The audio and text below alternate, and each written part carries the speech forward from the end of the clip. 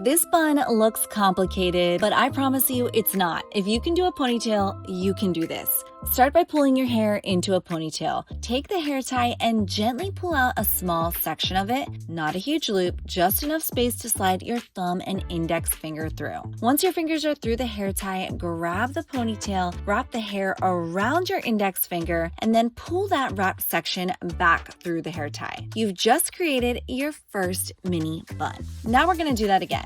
Find another spot on the hair tie, pull out a little section, slide your thumb and index finger through, wrap the ponytail around your index finger, and pull it through. Okay, last one. You're gonna do the same thing, but this time don't pull the hair all the way through. Stop when you're close to the ends. At this point, you should have 3 mini buns sitting next to each other. If they're uneven, amazing. If they're tight, we'll fix that next. Use your fingers to gently tug, pinch, and fluff your mini buns. Pull a little here, loosen a little there. You're softening the shape and making it look effortless.